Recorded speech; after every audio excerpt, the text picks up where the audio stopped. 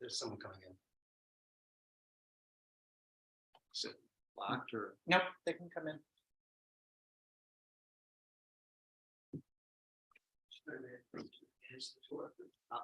No, it's fun. Okay, we are live now.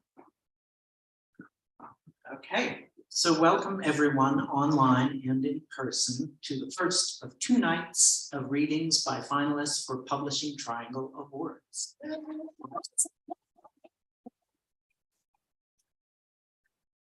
This is a hybrid event with online readers and in-person readers, and we thank you for joining us virtually or physically, virtually and physically. My name is Greg Newton. I am the co-founder, along with my partner, Don Jochum, of the Bureau of General Services Queer Division, which is where this is taking place in the physical realm. And the Bureau, for those of you who don't know us, is a government agency for a government that does not yet exist. And this is the service that we provide, is holding this space for queer culture. So we have regular bookstore hours, Wednesdays through Sundays from 1 to 7 p.m. And then we often stay open late for events like this. And if you'd like to be on our email list, those of you who are online can go to our website and sign up for that. Or if you're in the room, you can go to the back and sign our list. You'll get an email every other Monday about our upcoming events.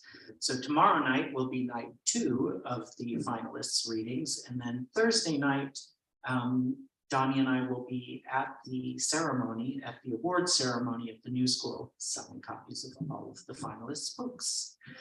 So we hope you'll join us for that as well.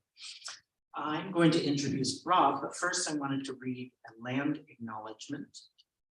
So the Bureau acknowledges that our organization operates on the unceded land of the Munsee Lenape. We are actively seeking to partner with and provide material support to a local queer Indigenous organization. We hope to make an announcement about this partnership in the near future. But in the meantime, we encourage you to join the Bureau in signing up to make a monthly donation to the American Indian Community Houses Mannahatta Fund.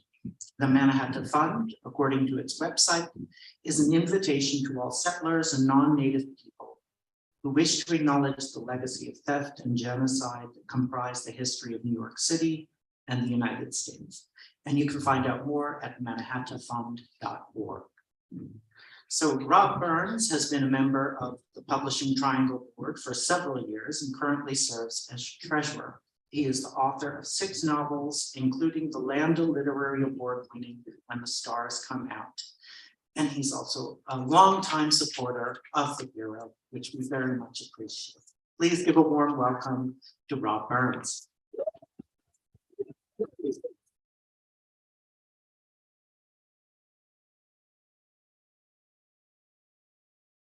People like me, thank you. I came wearing my Uncle Rob outfit today, the cardigan and everything, but it's great. First of all, thank you, Greg, and thank you, Donnie, and thank you, Bureau of General Services Queer Division, for hosting us here tonight, both in person and on the Zoom.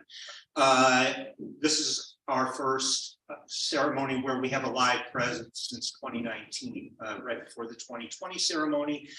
The pandemic rolled in, so this is the first time we have been here for this event, and we're great to see people in the flesh again, but also because of the things we've learned over the last couple of years too. We're glad to welcome those of you who are joining us remotely.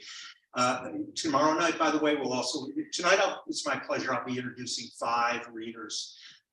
Tomorrow night, we'll have 9 more readers that will be here or will be coming in remotely to read from their work.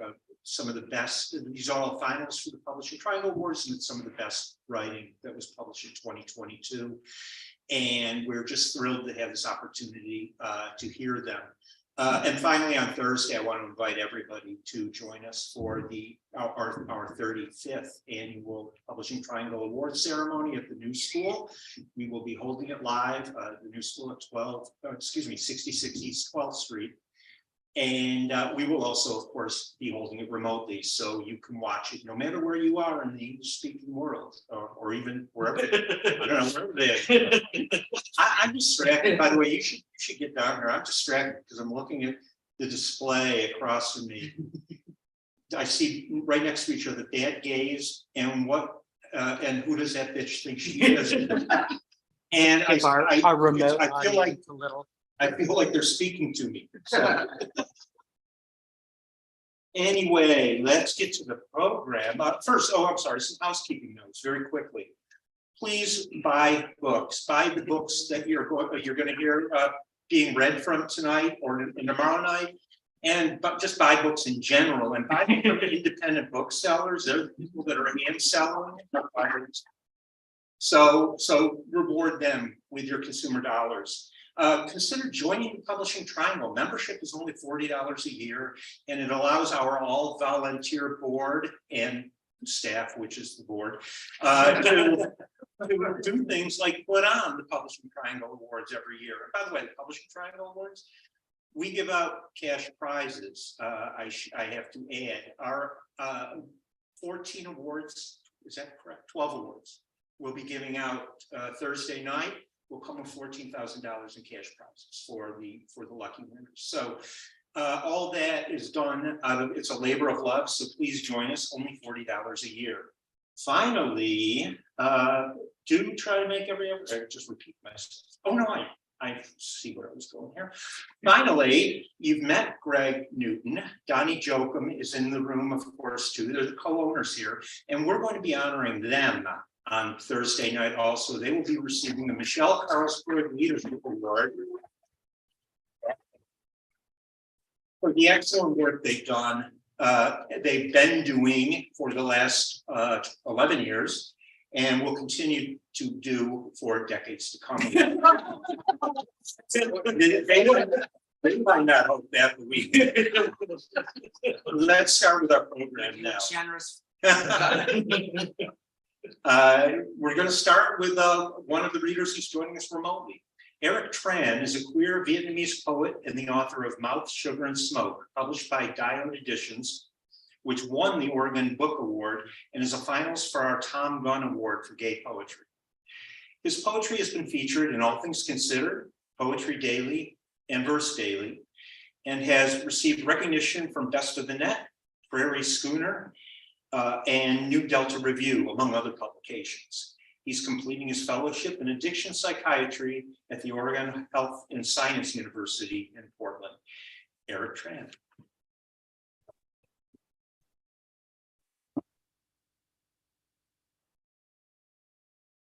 Ainger, North Carolina. I read about the winner of the Harris Teeter gift card and thought they lived in Angrier, North Carolina. A mistake small enough to slip into your pocket at the checkout line. But I admit I'm angry. 4 of my friends died this year. I would have more save the dates for wakes than weddings on my refrigerator door if 30-somethings did that. You maybe see now why I'm angry. My best friend said he was scared to die alone. And I said he was silly instead of, let's get married then. I admit my fist has tightened around my steering wheel as if to say, I'm okay if I'm not screaming, as if to say, look at all the control I have. I admit I'm so angry that I cry at surprise proposals now. I'm so angry I write down everyone's birthday, so angry I demand unending hugs. I'm lousy and bloated with love. In anger, I apologize for not congratulating you sooner, Lisa M. of Ainger, North Carolina. I'm angry and I wish you the bounty of double coupon day, of dented cans sold for cheap, a slab of bloody roast with the most perfect marble, a flat of strawberries near spoil, right when they're sweetest. Thank you so much for having me here today. I'm so honored that this book is nominated for the Tom Gunn Award. There's also some very slutty stickers on it, so I know that this is not even copy. um, and the book is about many things, but one of it is about being in love with someone with a heroin addiction.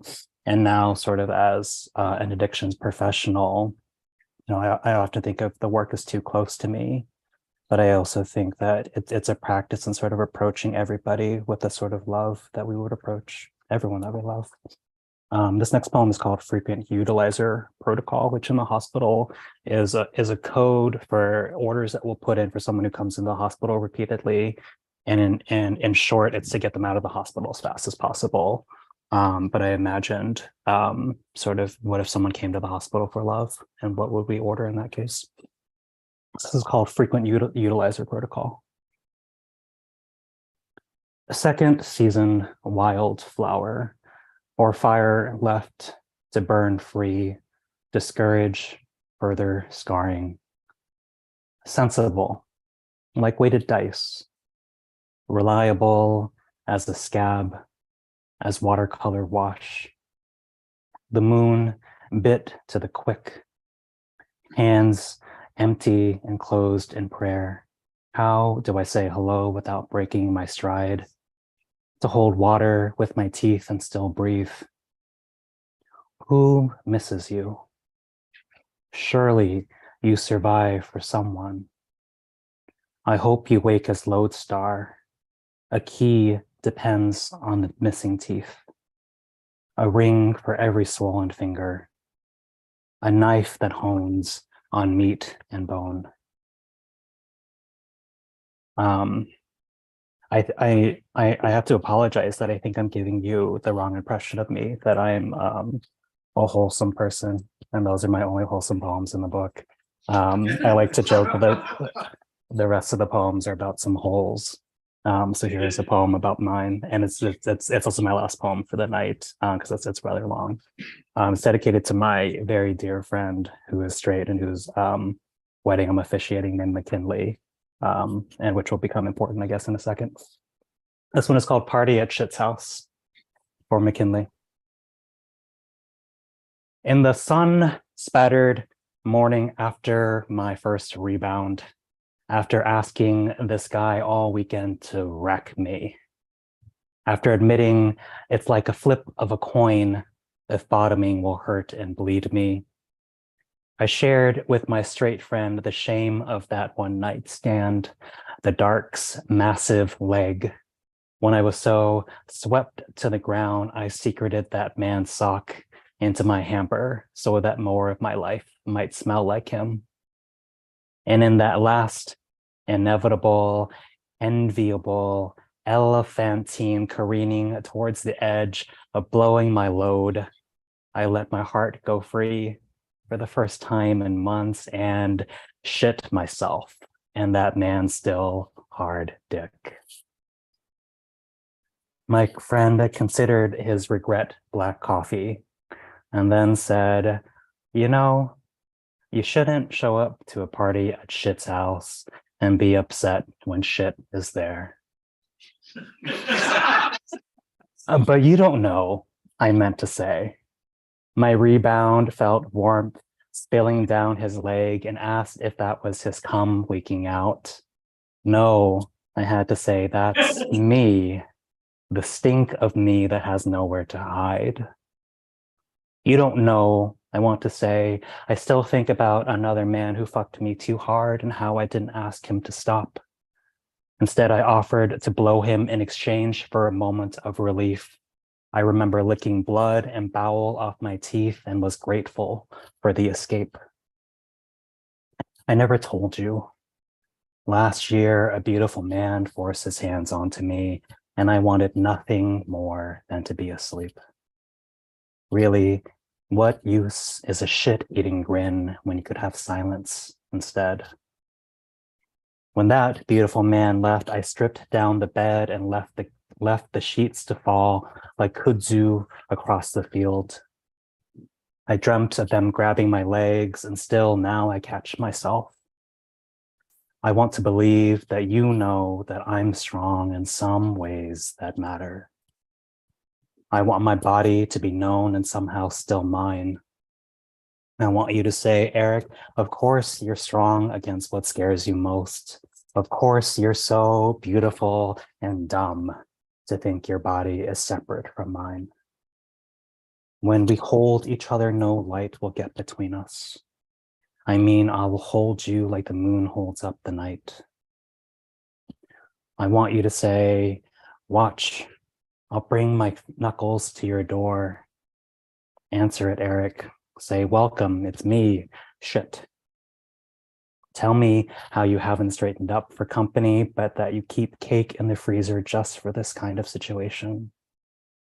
Yes, my love, traffic was awful. We experienced such awful things together. All the same, tell me that you want to take my coat. Thank you all so much. I really appreciate being here.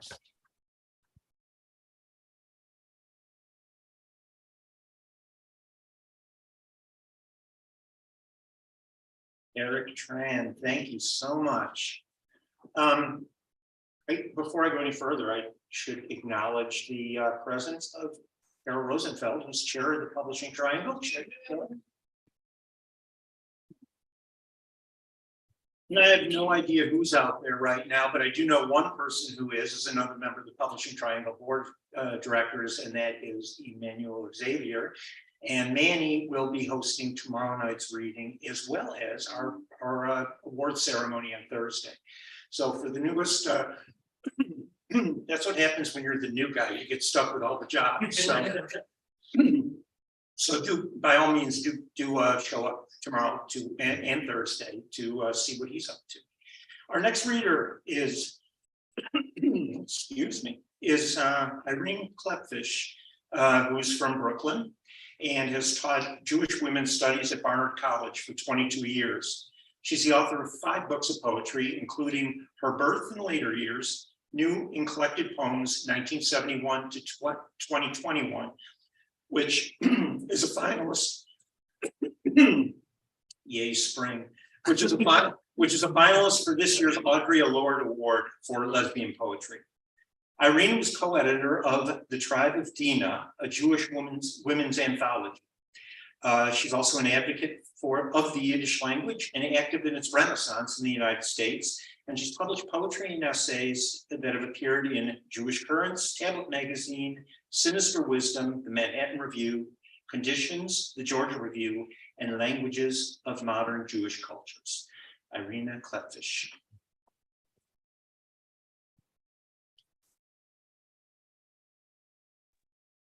Thank you. Thank you so much for the introduction, and thank you for having me here. I'm gonna imitate Eric and show off my book. And the cover includes a painting by my late partner Judith Waterman, who was a wonderful painter. And the collection is dedicated to Judy. And I'm really pleased that one of her paintings is on the cover, though it's obviously a little bit bittersweet because I wish you could see it. I'm going to begin with a poem from then titled, there's 2 parts to it. I'm going to read the second part. It's called From the Monkey House and Other Cages. And the voice is that of a monkey born and raised in the zoo. To state each horror would be redundant.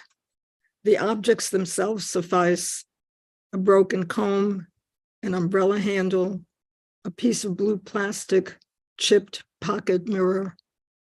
The face is unfriendly. I try to outstare it, but it persists, moving spastically, the eyes twitching open, shut, nose quivering, wrinkled fingers picking at the ears. I do not know this stranger. I have heard of tortures, yet remain strangely safe. But at night, I'm torn by my own dreams, see myself live the grossest indignities probes, and unable to rip myself from my flesh, I remain silent, not uttering sound nor moan, not bothering to feel pain, waking in early light, alone, untouched, I cry over my safety. When they first come, They screech with wildness, flinging themselves against the wall and then against the bars. Some sit and cry for days, some never recover and die. They are familiar, yet crap uncontrollably, plead, shiver, and rock. I refuse to have anything to do with them till they learn to behave.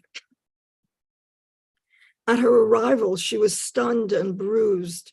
She folded up, refusing to eat, her mouth grim. I staked out my territory, recognizing her fierceness, her strength. But she weakened, grew sick, was removed without resistance, returned 3 days later, shaved patches on her arms. Later, she told me, we create the responses around us. I remember the grasp of her claws, the vicious bite, the scar still on my leg. She was crazed, jabbering, then attacking again, and then the sun seemed to fall away into coldness as I pressed myself against the corner, the hardened sand under my nails. I began to gnaw through concrete, my face raw. They took her away, and when she came back, she did not look at me. Scatter yourself, I told her, moving myself into the left corner where I sat observing the movement of her head.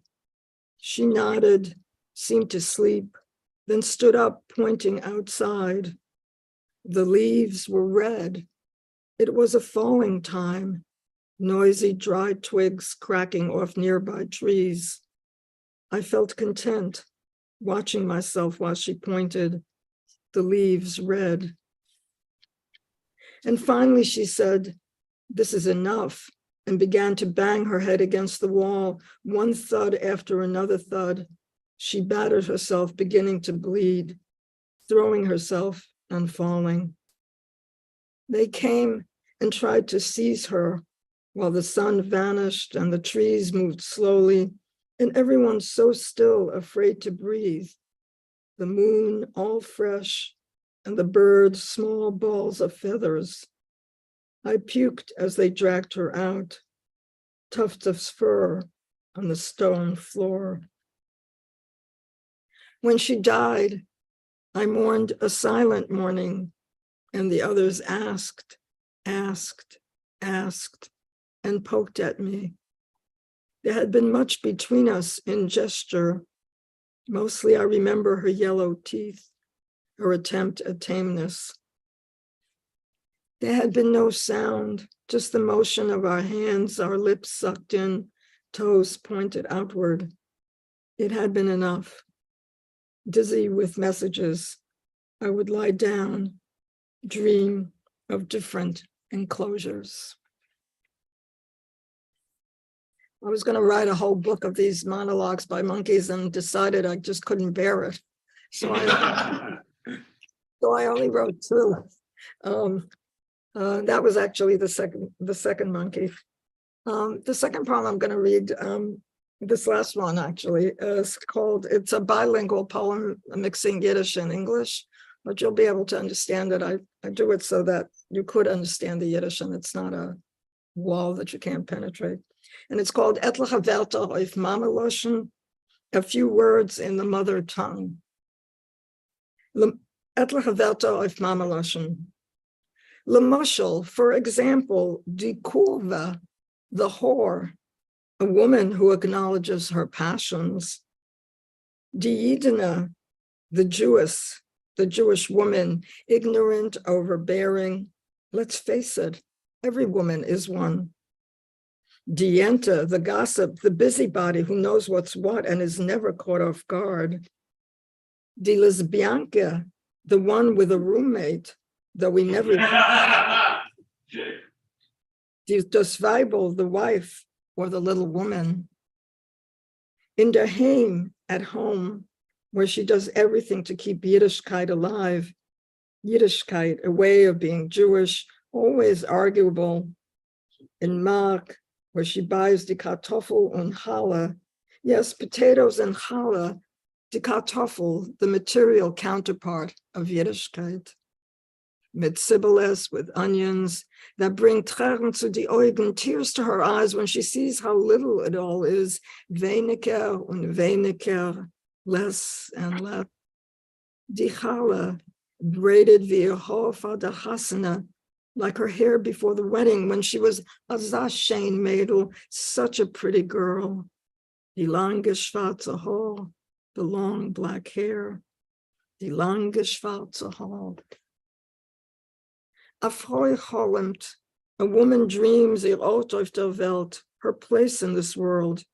Und sie hat Moira, and she is afraid, so afraid of the words kurva, jidene, jente, lesbianke, weibel.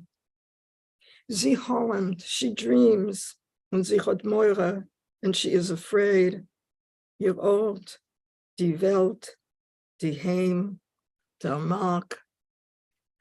A Mädel träumt, a Kurve träumt, a Jidene träumt, a Jente träumt, a Lesbianke träumt, a Weibel träumt, die Kartoffel, die Chala, Jüdischkeit, sie träumt, die Haar, die lange schwarze Haar, sie träumt, sie träumt, sie träumt. Thank you.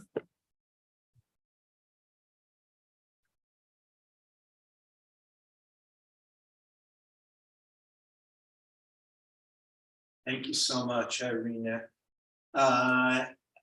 Before we, I mentioned before that of our special awards, the Bureau of General Services Career Division will be receiving the Michelle Carlsberg Leadership Award. I should also do a little extra sweetening to get you to our award ceremony on Thursday. A couple other special awards we're giving out will be the Bill Whitehead Lifetime Achievement Award, which will be going to Patrick Califia, and our Betty Berzon Emerging Writer Award, which will go to Chrysosto Apache. So those are, and this year, by the way, we have a new award. The first Publishing Triangle Torchbearer Award will go to Drag Story Hour NYC. We're very excited about this.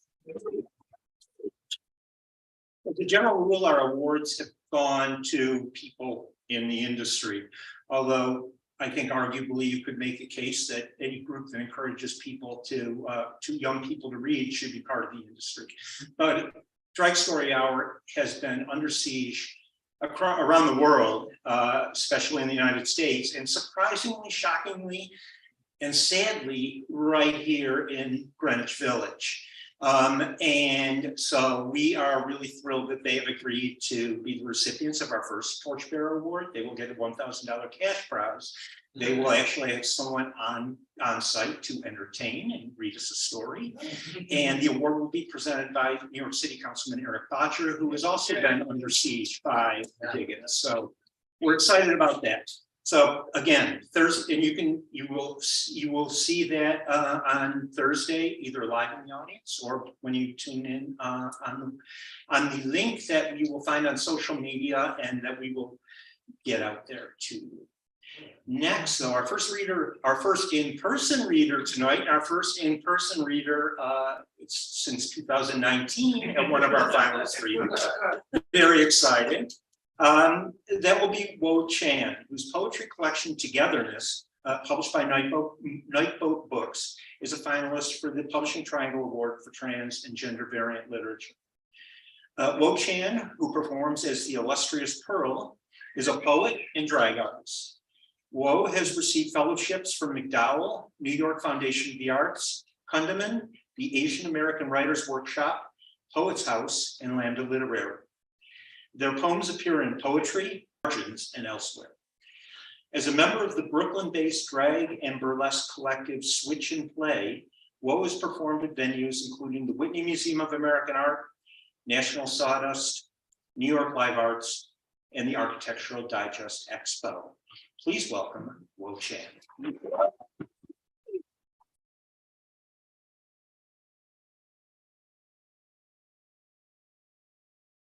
Hi everyone. Thanks for having me here. I'm Every time I'm in here, I think back to the first time I walked into this space when I was 21 and 10 years ago, and like when I first moved to New York. And I think it's just, today I walk in and I'm so grateful to know that this place is still here, and that not only is it still here, but it's flourished more. It's become more beautiful. There's more stuff in here. And I know that, yeah, we can clap for that. Considering that we went through a Trump presidency, a plague, and the death of Betty White, like this is incredible. So I really am deeply thankful for everyone here who has done the work to protect our culture and really uplift voices of the past and the voices of the future who continue to tell our queer stories. And I'm also really touched and honored to be a finalist in the gender variant and trans category. I think everyone who, every trans and non-binary person who tells their life story in their own words who publishes a book talking about that deserves an award and deserves yeah. So we need more of that, and I'm really thankful that this prize exists and that you all are giving it out. So without further ado, I'm going to start reading some poems. Also, hi Gabriel. You got a direction. And hi Eric, I love your work. Okay. So I'm going to read some 4 or 5 poems from my book. This is Togetherness. It's about performing drag in New York City. It's about fighting deportation with my family. My parents and I were in a deportation proceeding in my mid-20s. And it's also about growing up in my family's Chinese restaurant. So there's a bunch of different poems in here that kind of culminate a larger story. So I'll just read some of the sonnets and such. Okay. So it's Pride Month. All the marvelous fish, they are psychic divas in the fish tank. We make such guts of the weirdo world that I've had enough of my own feelings for once. I don't like it either. The unvouched frustrations washing up wet in my jean shorts like last week's coupons. Can I really think my way out of this? I snap blurtingly. Jeremy, my therapist, returns tiltless. Well, why not? Lysergic acid in springtime made my eyeballs drip sweat, and I felt a new spine rise from ass to cervix. Gratitude is the central pillar of my life. That language could fall like nuts from a tree branch leads me to feel the ground in disbelief. Plank, plank, plank, forest. Either an act of God or physics, the seawater breaks each time in sprays of salt, reminds me how piss play could be really hot. Then I wanted to be annihilated. Testosterone palpates my face. I get watery when I look at my calves. Animal? Aqueduct? The last new sensation I felt was pelvic, left me unannotated. When I'm lying in the park at sunset, I am the gleaming lady. My skin so rarely looks estrogen as fuck. I touched him and him this week. They tilted up like wind beneath a kite. When I was 8, my father pointed out a mountain in the distance where he harvested sweet potatoes when he was 9. He said, "That is God's thumb hitchhiking the sky." I don't lie, my mind is indelicate. See, my father never spoke of God. I don't know that word in Chinese.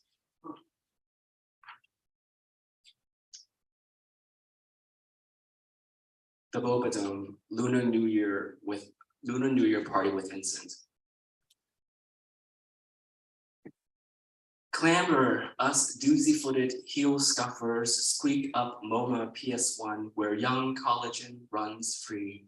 Drizzling facial metallics, I wore my best glistening pants where you hairsprayed plastics across your pecs, gave them major ass, minor Goldschlager Nova. The museum is not sacred. I lyric inward, splat as I twirl and twirl, kick closer to Bruce Naumann's neon rings of binary language. Human, human, animal, nature, nature, animal care. The night guard tenses. He's not drunk, you say, assuaging, misgendering, but I'm not mad either. You laugh at my counterclockwise turn back time 2019 fantasy high kick, fluting who's your mother, doves in a submarine, who's your anti-mother, fishbowl in the sky, the whole faggot broomstick of my spine cackles when you stop, veer back and rhetoricize, eat ass, I would never, eyes fat, tapioca wet, repeat in Mandarin scandal, I would never. So I knew you would, you do, you small time saint I adore, Vincent. I met your mother, actual mother, yesterday. Weird night surprise. We process circled at Wing on Woe Ceramics, elating your storefront launch. Goaded to share my life history broke, aquatic as isinglass. I would be a fundamentally different person if my family loved me, supported me for who I am. Third floor now, we slouch, attacked by Nauman's huge retrospective face, smirched white, pink, green, black. I don't think I'm a bad person, just that, no, you interrupt me. You're a good person, laughing, but sad, confused, like you just watched a doe shred herself on a fence. Nauman away, packed in, desk job queers, pop fans, filters, flashes, hips, squats, heels on, off, on, questions. Happy year of the earth pig, non-radical as the sky uncoins its stars. Grasp us the old language, quiet and soft, but steadily abundant. The same fold pavement shines crystal patience, shining crystal belligerence.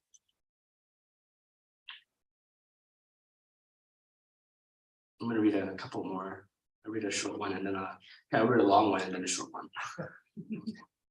Years flow by like water. The title of the song is also the title of a really beautiful canto pop song by Anita Mui. I don't know if we have any canto pop fans in here, but worth listening, worth looking up. Years flow by like water. Flowers do yoga in the sun in ways I cannot. Stretching comes difficult because it is too simple, and I believe I am complex more than I actually am.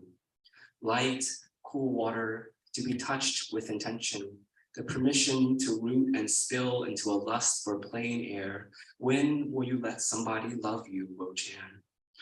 I love flowers. I know that's not a radical statement, but I love loving them, John says, after I send a snapshot of the colonial garden. Pine mulch, romance, the crying voluptuous bees, the world that ekes a strange barn owl tenderness for my friend. I gasp like a new page in a calendar.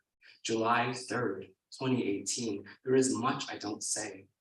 You can have an unimpressive sense of self.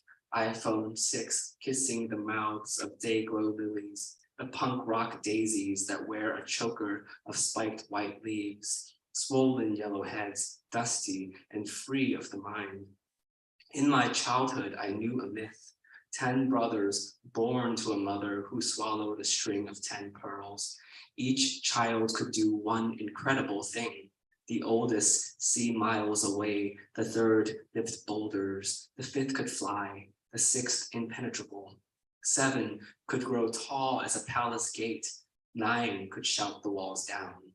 The youngest brother, though, the 10th, was powerless throughout, a nuisance who wept from fear at each encounter with the villain. Though who antagonized us? And the bureaucrat who named us high on his sinecure? The children in sheets tapping at our gate. My brothers and I projected on this drama a schematic for boyhood where we could be mythic, incredible, and Chinese in Virginia's townhouses set across from the Chuck E. Cheese. I was the youngest, my brother strong, of clear sight, protected me from what I couldn't see then, and then tormented me for my uselessness. I cried for help until I learned to stop crying. I drew blood. We opened a restaurant. We became something.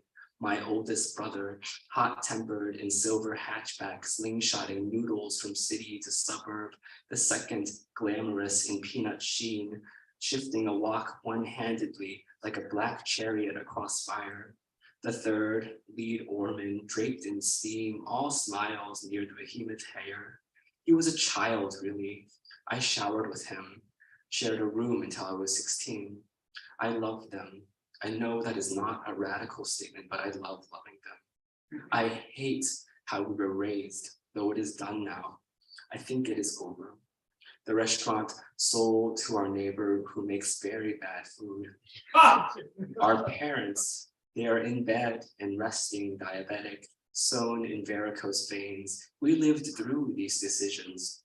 The air is heavier than when we first arrived in San Francisco airport, my mother staring down the wall of terminal glass that shines a vision of my brothers hauling duffels, dragging luggage, and my babyish hands already sweaty and floating through the shift home that wills to move us and will remove us from each other.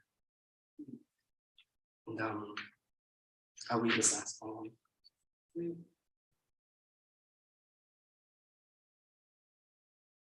I'll read the last poem in the book. This poem is about this alarm off.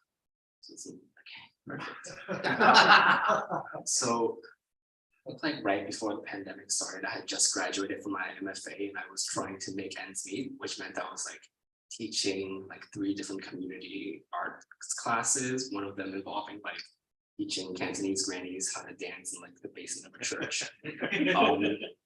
But one of the jobs was figure modeling at the School of Visual Arts, and you have to audition for that. So, and that looks like walking into a huge auditorium, getting naked in front of 100 other naked people, and then standing on a platform, and someone is just yelling at you to like change positions, change. So this poem is titled Audition. She thinks herself the silky leaping majesty. She thinks herself rare as Bella's hair off that face of Troy, slip stitching Titanic traffic where wage warriors line America Avenue with not enough time to properly eat. She has not enough jackfruit on her ass to negotiate her own talent invisible in the drawing room of West 21st Street. She raises her fingerprints, authenticity. She folds pigeon, ancestry. The whole while men cry, change, change, change. She oxygenates, barefootedly waddles, straddles a chair, hardly believing her own miscommunicated beauty. Brittle as non-fat chocolate, on the platform home, she self-soothes, publicly singing Whitney's I Will Always Love You, and I Will Always Love You, no compromise. I promise when I say she, I reference that divinity in me is a thoughtless feeling. The singing has always been faultless. Thank you.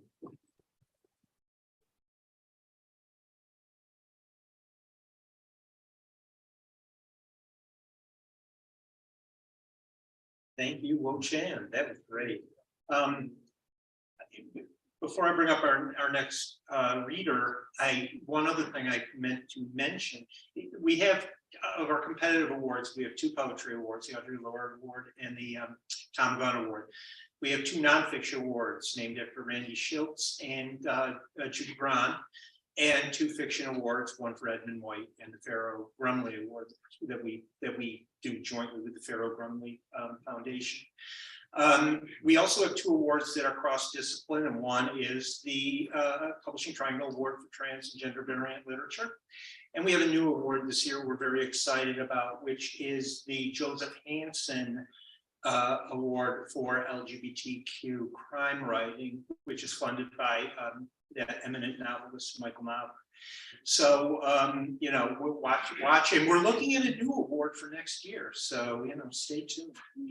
Our next reader will be Ron Goldberg, who's, you see, you got me almost saying Ron Goldberg. I know.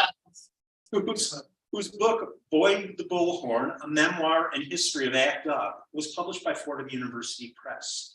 The book is a finalist for the Randy Schiltz Award for Gay Nonfiction.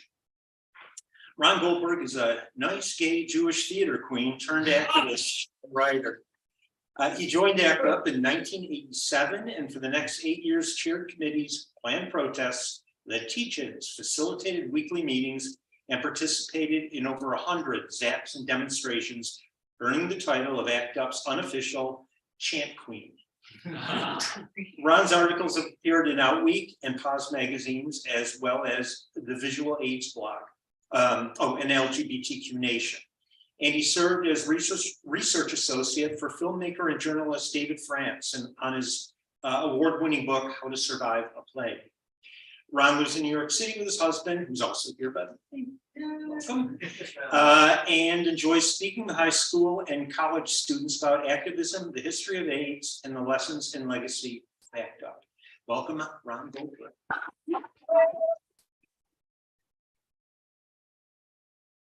Hi, everyone. It's an honor to be here, honor to be nominated. It's an honor to be nominated. All right, I'm going to pick a chapter. This is a section. ACT UP was founded in March 24th, 1987.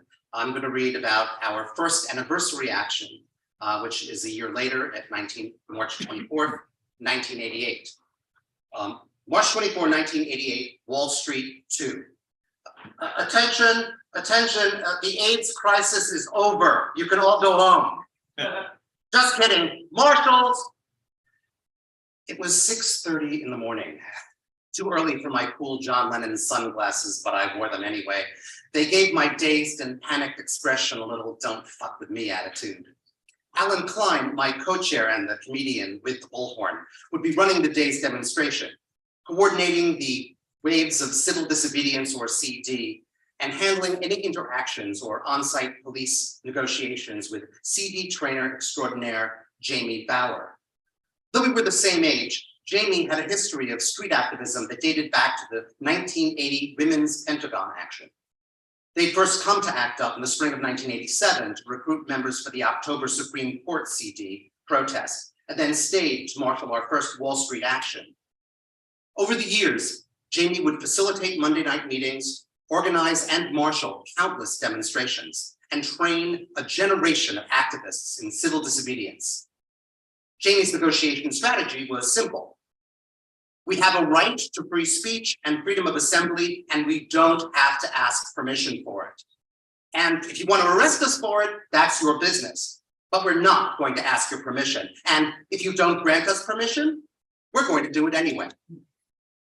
As about 20 of us huddled together in front of Trinity Church, nodding one another's hot pink Marshall armbands, support coordinators checked in CD participants on the opposite corner, collecting emergency numbers and writing down AIDS drug regimens.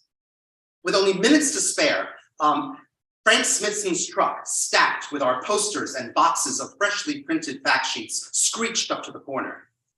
An artist with flirty Southern charm, Frank was one of ACT UP's resident rogues who could talk his way into or out of anything. Frank apologized for being late, admitting he'd overslept after a late night prank moving certain unattended police stanchions and sawhorses. And as Frank batted his eyes, I looked around and realized there wasn't a single police barricade in sight. What do we want? A cure for AIDS. When do we want it? Now. At 7 a.m., hundreds of protesters hoisted their placards and marched in loud and angry circles on the sidewalk in front of Trinity Church. Leafleteers spread out to the surrounding corners, distributing our message to the gathering crowd. We are here on behalf of the 25,000 Americans living with this disease, and out of respect for the 32,000 lost to it. We will not go quietly. We are not going away. While members of Grand Fury, our artist collective, littered the ground with phony money stamped with accusatory messages like, "Fuck your profiteering, people are dying while you play business." Reporters pointed their cameras and flipped open spiral notepads. "The only place we can raise these demands is on the street," explained Jamie. "The government is letting people die." "We have to fight for ourselves," argued Ortez Alderson. "We have no choice but to go to jail." Photographers clustered around Mark Fotopoulos and his mother with their matching signs. "Living with AIDS, 2 years, 11 months and counting. No thanks to you, Mr. Reagan." And "Loving a son, living with AIDS." And as the church bells sounded 8 o'clock, the TV trucks raised their towers, ready to broadcast our demonstration live to America. "Act up, fight back, fight AIDS." 25 protesters linked arms and charged into the street, Spreading themselves out across the width of Broadway, they sat down to an eruption of whistles, cheers, and car horns before disappearing under a crush of cops, cameras, and microphones. But as the minutes ticked by, and much to our surprise, the police made no effort to move or arrest the protesters. Did they think they could wait us out? That we'd get bored and go away? Whose streets? Our streets! After almost 30 minutes, and with traffic blocked for 10 blocks, the police finally relented and began dragging the protesters onto the empty police bus until the street was cleared. But just as the bus began to pull away, a second wave of demonstrators bolted out of the crowd and hurled themselves down in its path. How many more have to die? How many more? The police, angered by the unexpected turn of events, lumbered off the bus, badge numbers now covered in black tape, and began pulling the protesters by their hair and jerking them onto their feet by their jacket collars. To regain control of the situation, the police had quietly dispatched a group of officers a few blocks uptown to detour traffic away from our demonstration. We countered by secretly sending a third wave of protesters around the corner to Rector Street, where they blocked all the cops' freshly detoured traffic. By the time the police discovered our deception and loaded wave 3 onto a second bus, our fourth and final wave of protesters burst through the picket line back on Broadway, shouting, "AIDS kills women, stop the red tape," and draping themselves and the intersection accordingly in rolls of red tape. After the final group had been hauled away, I grabbed Alan's bullhorn and pulled the troops back for a short and enthusiastic send-off. We'll be back and we'll be stronger. While the demo might be over, we still had to deal with the aftermath. Instead of processing everyone at one station house, the police had scattered our members across several precincts, splintering affinity groups and shredding our support network. Since we had no way of knowing who'd been taken where, we'd be unable to track our members and could possibly lose them in the system for hours, if not days. And while extended jail time is never pleasant, it could prove lethal for our HIV-positive members who'd be unable to take their medications while risking exposure to TB and other infectious diseases rampant in the city's jails. Quickly improvising a new support system, Alan handed me the master list of all the arrestees and told me to head to the 13th precinct, where we believed the majority of our members had been taken. I grabbed a cute marshal I'd been eyeing. Why not? Jumped in a cab and raced uptown. When we arrived, we found the police bus still parked outside the station house, filled with our arrested comrades, laughing and singing songs like on some big gay high school field trip. And when the police finally marched the Glee Club off the bus and into the precinct house, I marched in right behind them, barely noticing a little sign at the top of the stairs, "No unauthorized personnel allowed." Swooping around the detention area like some half-crazed activist Auntie Mame, I camped my way from cell to cell. "Darling, those bars are you!" Mwah! Kissing everyone as I checked them off my support list. Before long, an astonished senior officer inquired just what the hell I thought I was doing and ordered me thrown out of the station house.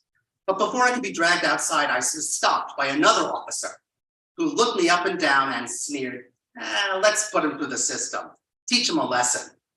I was then hauled off to the back of the precinct house and locked in a small holding cell. It was my first time in jail and I was pretty freaked out. I mean, not only had I been separated from the rest of the group, no one knew I'd been arrested. If the police decided to move me or take me out to the back of the station house, no one would have any idea what had happened to me. I was now a prime candidate for getting lost in the system. And if that wasn't bad enough, my reckless stupidity had endangered the rest of the group, for there in my coat pocket was the only copy of our master support list. To calm myself down, I thought back to my CD training, and after calculating the risks of benefits of a non-cooperation, I cooperated like crazy. I was friendly and talkative, treating my arresting officer with love and dignity, respecting his humanity and recognizing his capacity for change. I even gave him a copy of our fact sheet. My charm offensive must have worked because police officer Perez, bless his heart, took pity on me and instead of fingerprinting me alone in my cell, paraded me out to the front desk where I could be seen by my colleagues. Thanks to some timely calls from sympathetic city council members and the mayor's gay liaison, the police were persuaded not to put us through the system after all. 3 days later, ACT UP threw itself a more traditional celebration. There was no fundraising or Robert's Rules of Order, just dancing, drinking, and oh, yes, a talent show. Longtime PWA activist Michael Cameron and his group The Flirtations sang their a cappella version of Mr. Sandman. Mr. Sandman, won't you believe, bung, bung, bung, bung, we want a Superman like Christopher Reeve. Give him 2 legs like Greg Louganis, but make him public about his gayness. I did my imitation of Julie Andrews singing the Tracy Chapman songbook.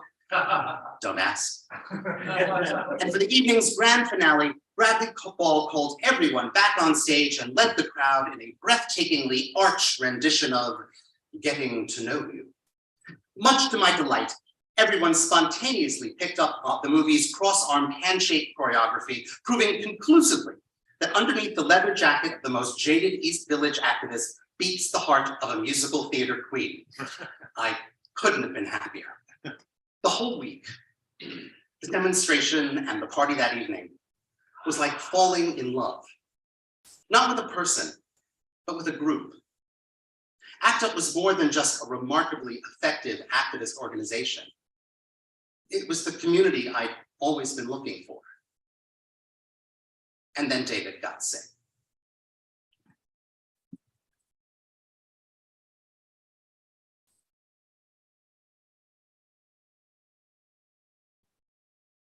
Ron Goldberg, thank you. Our final reader is zooming in from Chicago. Gabriel Ojeda Sagwe is a poet and writer living in Chicago. He's most recently the author of Madness, published by Nightboat Books this past year. And he's a finalist for the Tom Gunn Award for Gay Poetry. I got all the poets. Tomorrow night, your host is a poet. He was trying to arrange all the poets on Wednesday. I got him. And Ron. Yeah, mine was in verse. Very, very true. And you still got a voice. Gabriel's 2019 book, Losing Miami, was also nominated for the Lambda Literary Award Gay Poetry. Gabriel is also co-editor of An Excess of Quiet, Selected Sketches by Gustavo Ojeda, 1979 to 1989. He's currently a PhD student in English at the University of Chicago, where he works in the study of sexuality. Gabriel. Hello, all. I hope that I am accurately, inside of your screen. I hope I am presented to you because I have no idea. So, I just assume it works. I'm thankful to be in this rectangle. I'm no mime, for actually the second time. And by this rectangle, I specifically mean the Bureau's Zoom account, because it just so happens that my New York launch of Madness was in this very Zoom account. So I'm thankful to be back here. It's a great team, it's a great store, and I am appreciative of that. The second thing I'm appreciative of is the Publishing Triangle. I'm really thankful for this nomination. I mean, one of the things that I think awards do that we don't always say is that they make cross-generational conversations happen, and that's something that I'm very thankful for, and try to stay aware of. And the third thing I want to do is say hi to Woe. Hi, Woe. I couldn't really say hi back because of, being here, but thank you and hello. We did a drag poetry performance back in the day at Kelly Ryder's house, my old haunt in Philadelphia. So it's nice to do this again, and it's nice to have a sort of double night boat thing tonight. So I'm talking about and reading from this book, Madness, which is my most recent book. Madness as a book proposes that insanity, madness, is a political condition of contemporary American life. And then it asks, without necessarily answering, if poetry and love are forms of attachment in spite of such anxiety, outside of such insanity, or if poetry and love are obsessions symptomatic of that insanity. So it's not sure. It's formatted, and this is important to know, as a selected poems for a fictional poet. So it is pretending to be a book that it isn't, but also is, of a fictional poet whose name is Luis Montes Torres, who was a Cuban exile who lived from 1976 till 2035. The book inside the book was published in 2055. With my time and with the sort of time constraint, I can't read really the kind of like meta formatting stuff of the book, and it's sort of pretending to be and tell the story of Luis Montes Torres. Rather, I'm going to just read some poems by Luis Montes Torres. I hope that all makes sense. Here's 4 poems. If it doesn't, email me. Okay, I'm gonna read 4 poems. 3 are short, 1 is longer. This one is called Project, but it also might be Project. Project, let's say. The evenly spread pleasure of waiting. It's a soft bit of shelter as a faint sheen of silver passes overhead. We suspect we've been mistaken for someone else when we're desired, someone who must look just like us, but steadier, easier to talk to, kinder to waiting. Out of the corner of my eye, I think it must still be spring. I heard what you meant to say, that leaving things this way would hurt too much. It just rose off of you.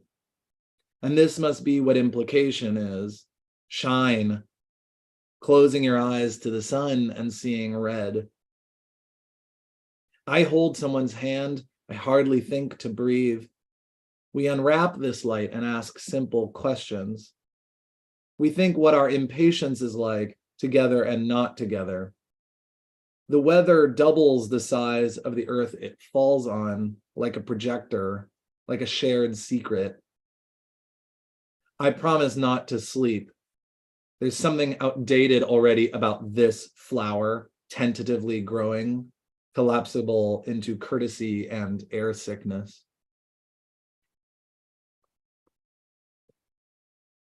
And this next one, which is on the like verso recto of that same poem, I can never remember which one's verso and which one's recto, so I said both. The other page is called Obsessions. Obsessed with how long it takes for a glacier to melt or a movie to end. Taste of cream soda, all I think about in the afternoons. You pass a finger between one tattoo and another, find that I cannot make amends with every copper thread between my ears. I believe too much in spinning around. I plant matches and pray for a forest. When I am a creature soaked, ride on my back, ride on my back. This is a little one called Gargoyles. There are no secrets between us, except the spaces placed between us. It's impossible to lie now as I wake up again, coughing, having to cook again, placing gargoyles for an audience. There's nothing but electricity between us. The vision of you in bed 5 seconds behind the sound of you in bed. And the poem, another one that comes from not knowing where else to go, nothing but a water spout to ward off spirits and attract newer, sharper spirits. And this is the last poem, which I'll is a little longer, but yes, I will end with. It's called Hold Me to It. Technically, it's called From Hold Me to It because the book is pretending that there's a longer poem somewhere that they excerpted. But I can tell you this, there is no longer poem, but it is called From Hold Me to It. Infrastructure has little capacity for promise making, as we've all now learned, though steadiness is its first and only appeal. The idea is freckling on second consideration. a bad reflection, as it always really was, of the logical results of what we set out to do. Do not fantasize about Atlantis' buried treasure when you were so baldly lied to about what you could set your mind to and disperse. A better version of a lily pad is encoded in the current version of the lily pad. Return of the ice, fingers shaped into a gun, the autumn of a philosopher, stuck. Be sure to watch the species in the other screen, where colors are brighter and harder to track. I go where I go, you rob me of my balance. In a feature of August, the temptation is to fear the heat that leads a melody, but in no way is this behavior truly sane. You cannot sleep with your head against a thesaurus when the promise made was against variation in the name of something dressed as innovation, which we now see as dishonest. Faulty patterning. In laying out where an object began and another object ended, the promise reduced each object to its lifespan. It circulated the bad news. It said to be eager with your mind and its silhouette. It saw pleasure as exhaustion's ricochet.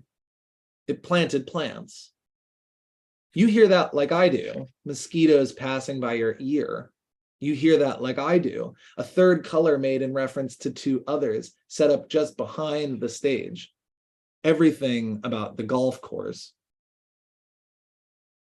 The end of all these minor acts within the diamond, if that's how you'd like to think of it, but these are the returns. The return to death, the conversation of all animals in this new form of intimacy with our thoughts. Of course, water returns and reshelves. I'm handing out microscopic fires, something you could silence with the pinch of two fingers. An island taken from its context, skin peeled from a snake, is a thin thing pulled apart by storms. Nothing could keep that word. Sun, if it careens, permit me to desire. Who is watching you as you run through the woods, dirt scraping your thighs as they rush and sweat, the taste of cocoa remaining just between your molars? You invent a half lion, half girl to rid you of this flu, which is, in every case, a futile effort, a dream from the head of St. Eustace. The promise absolved you of your genuine paranoia, pretended that it was a system of roads. You finally let the firefly out of your hand. You watch as a friend makes a deep burn in his arm, a promise that I still love you. A world where the lily pad does not exist is programmed into the current version of the lily pad. There's so much discussion around the behavior of the lie. This time, there's no thought of each other, or there's only thought of each other. Our holding here a honeybee as a forest burns, or the frightening moments when we think the same thing. The promise is that all your senses are harvesters. The milder anxieties will do you little good now, though they are unrelenting in their small, constant need, as we are chest deep in purchased horror. I think singing to myself will guarantee me a next thought, though it barely does. You speak as if to fill this room with sound. You barely fit into your clothes. Two mulch pieces rubbed together will not start a fire, a lithograph of a clover. Here and then I borrow your loneliness as we watch the earth bite its lip and die. This is what it can make of itself. It bears its limit to you. In sweetness pulled from a thorn, the difference between belong and belong in its least optimistic capacity. Every steady and silver hand-holding, an incomplete remark made on a bad bet. Except in loving you, I stupidly hope, or except in taking a ruler to the ground. When the stove is lit, when I promise you anything, hold me to it. Thank you all.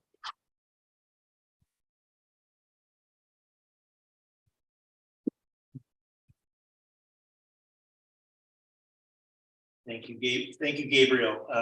Outstanding. Hey, let's give it up for our readers today. Eric Fran, Irina Klepfish, Wo Chan, Ron Goldberg, and Gabriel Ojeda Segway. And also, I should add, Ray Chazikia, who I hear is an excellent poet. unable to start to join us, had to pull back, but we miss her and wish her all the best for Thursday night. But thank you, readers. So.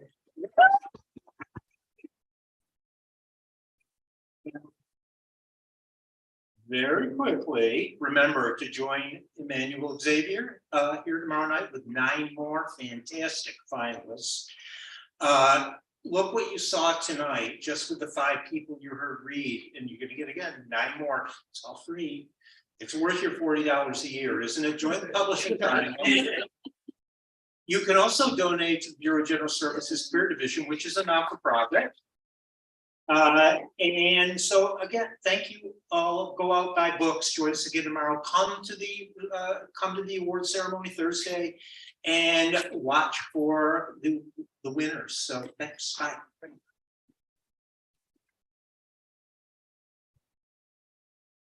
Thanks, Rob. Good night, everyone. We'll see you tomorrow. Yeah.